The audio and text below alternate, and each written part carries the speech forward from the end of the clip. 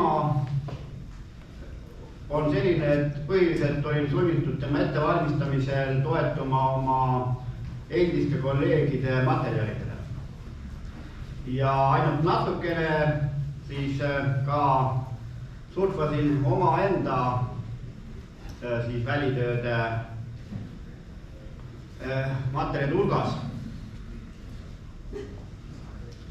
Ja siis võttes ette siis Aleksei Paiveli inventuuri materjalid, siis ilmnes, et tema fikseeris ainult ühes kohas Eestimaal umbes siis 1300 objektil viibides Maarja Kaske. See oli 1954 Mihkel Ranna dendraariumis või arboreetumis Saaremaal. Ja kui hakata nüüd hiljem neid aastaarve vaatama, mis juba järgmised fikseeringud on, siis võib öelda tõenäoliselt, et see Mihkel Ranna variandis on see tõenäoliselt tõesti Eesti loodusest pärit Maarja Kask ja järgnevad pigem on üles kasvatatud siis võib-olla hoopiski Soomest või Venemaalt saadud seemnest. Nii, ja siis järgmise ringi Eestile tegid peale 2 kolleegi mul endist. Üks on Urmas Roht ja teine Jüri Elliku. Kumb rohkem teist taga otsitas, seda ma ei tea, aga koos nad ringi käisid mööda Eestit ja tegid umbes 1200 erinevat objekti uurisid ära. Ja nendel ei olnud ka sugugi palju rohkem õnne Maarja Kaske üles leida. Aga need on siis Kokemäel ja Alokure dendraariumist on nad kirja pannud aastal 85 ja aastal 90 on siis korratud teda ja veel kord ikkagi alles nähtud 2 puud. Siis nemad nägid ka siis veel Tõrva aiandus mesindusseltsi aias seda puukest kasvamas, aga kui me 2006 käisime, siis meie enam ei näinud. Nii et mingil vahepealsel ajal on ära kadunud. Ja siis Pärnumaal on juba hiljem käidud siis juba järgmine seltskond, aga ilmselt ka ikkagi oli seal pundis veel Jüri Elliku ja Heldur Sander, kes siis Pärnumaal erinevaid aedu ja puukoole külastasid ja kirja panid, mis seal siis kasvavad ja silmad nägid siis seal Linnutalu dendropargis. Mitte väga noort, kui läbimõõt oli 10 sentimeetrit, siis ikkagi pigem võib-olla 80 aastatest pärit puud. Ja samal aastal on siis käidud ka Läänemaal Kullametsa arboreetumis lepitud alangus, aga seal puumõõtmeid ei olnud toodud. Lihtsalt öeldud, et on olemas, ilmselt siis väga väike puu, mis alles sel hetkel olla. Nii et vanemal ajal siis järelikult oli ta ikkagi päris suur haruldus selgelt sellel nõukogude perioodil ja edaspidi. Et mina ise, esimene kohtumine looduses oli Pärnumaal Kurese külas. See on selline küla, kus ei ole vist enam ühtegi talu alles. Aga see-eest toimub seal ikkagi niitude ja hooldus ja samamoodi ka üritatakse hooldada siis neid puistuid, mis on tekkinud kunagistele puisniitudele. Et siis seal on võimalik siis paremas nurgast näha ka ühte Maarja Kaske ja ilmselt seda lüüratüüpi siis jällegi esindajat. Et midagi taolist võib-olla on ka ikkagi Mihkel Ranna dendraariumis alles, aga peaks uuesti minema ja natuke ta üles otsima sealt. Ma ei usu, et sealt midagi väga ära on kadunud. Aga ma ei leidnud sealt kaasaegset pilti vähemalt ja ma olen alati sealt jooksuga läbi jooksnud viimasel ajal.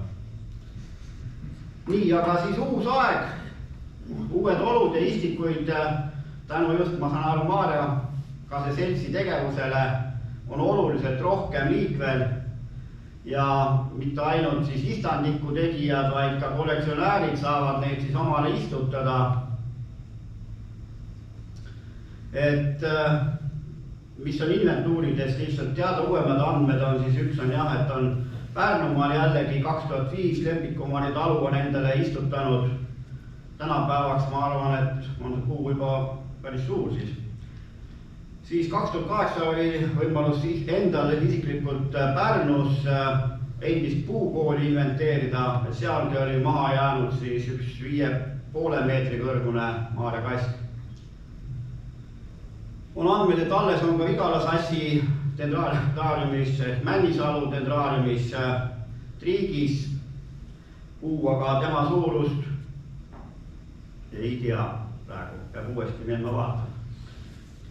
Siis alles peaks olema ka Järvsel ja Traataias, maarjakask ikka ka mitte väga vana, sugugi mitte. Botaanikaaaiad on siis jah, meil alles seesama päritolu, mis on ka Tartus Rõõmuteel. Selles samas portsust eraldati ka botaanikaaaiale mõned taimed. Ja hiljem on meile siis kingitud maarjakase lõhislehine variant, et selle tekkest tahaks teada, kes oskab midagi rääkida. Et ma olen jälgi ajanud, aga ei ole nagu jälile jõudnud, et vihjati millegi suunatit Jõgevamaale, uurige sealt edasi.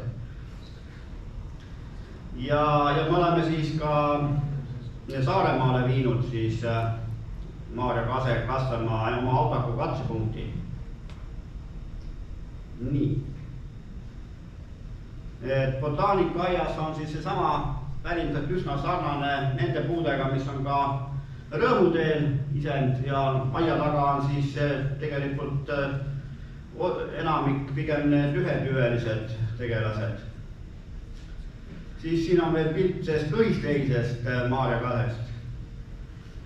Et see konkreetne isend kahjuks suri meil Saaremaal ära, aga siin peaks ta alles olema Kloostrimetsas teine eksemplar. Nii, aga siis haljastuses jah, et avalikus ruumis nii-öelda. Et jällegi, kui Jüri Elliku ja Urmas Roht mööda Eestit ringi sõitsid, siis panid nad kirja Lääne-Virumaal Korkuni mõisaparki oli keegi noore puu istutanud, mitte nii noore, aga ikkagi suhteliselt noore. Aga sel hetkel ta oli siis jah, umbes selline mingi 15 sentimeetri äänedune, juhugi mitte tegelikult nii väike. Siis muidugi nad olid ühes märginud ka Tartus Rõõmutee allee. Ja siis nüüd juba uuematest leidudest ja ainukene vist kindel avalikumas ruumis Tallinnas üldse. Ma käisin siin, küsitlesin ka Tallinna haljastusosakonda linnavalitsuses, ka nemad ütlesid, et ei tea nagu ühtegi.